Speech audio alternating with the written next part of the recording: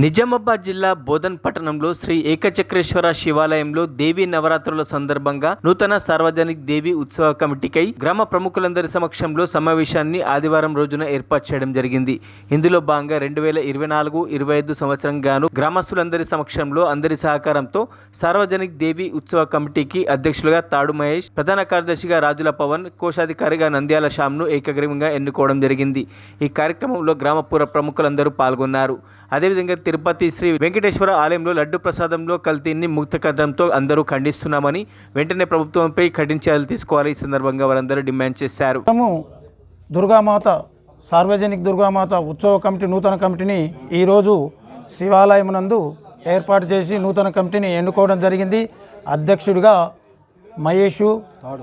తాడు మహేష్ గారు, అలాగే సెక్రటరీగా గాజుల పవన్ కుమార్ గారు, క్యాషియర్గా నందల శ్యామ్ గారును ఎన్నుకోవడం జరిగింది.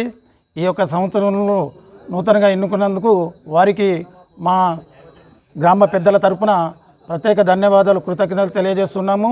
దీనికి ఒక సిస్టమేటిక్గా పద్ధతి ప్రకారము హిందూ సనాతన ధర్మము పాటిస్తూ ఈ యొక్క 9 రోజులు ప్రతిష్టాపించిన 9 రోజుల ఉత్సవాన్ని, అలాగే దసరైన తెల్లారి నిమజ్జన కార్యక్రమాన్ని మనం కందకుర్తి గంగలో మనము నిమజ్జనం చేసుకుంటాము. అప్పటి వరకు వీళ్ళందరూ నియమ నిష్ఠాలతో ఉండాలని మేము అందరము వాళ్ళకు కోరుకుంటున్నాం.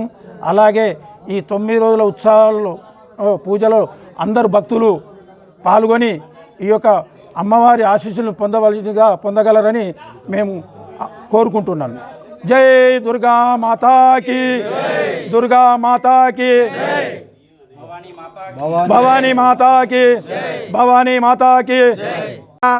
శ్రీ వెంకటేశ్వర స్వామి కలియుగ ప్రత్యక్ష దైవం. మన హిందువుల యొక్క మనోభావాలు దెబ్బతీసే విధంగా మన యొక్క తిరుపతి ప్రసాదం లడ్డుని దాంట్లో అన్య మతస్థులు దాంట్లో గో మాంసము తర్వాత ఇంకా వేరే ఇతర కల్తీలు చేసి మన యొక్క మనోభావాలను దెబ్బతీశారు.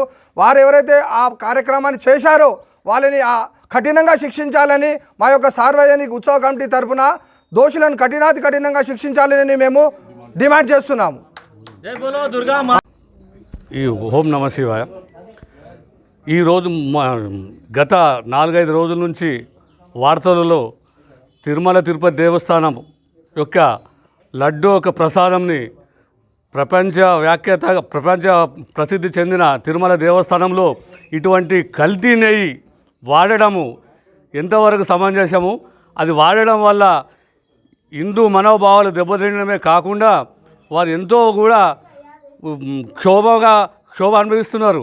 అదేవిధంగా ఆ పీరియడ్లో అయితే కల్తీకి ఎవరైతే పాల్పడ్డారో చట్టపరంగా, న్యాయపరంగా, ధర్మపరంగా వాళ్ళని కఠినంగా శిక్షించాలని మా సార్వజనిక తరఫున మేము కోరుకుంటున్నాము.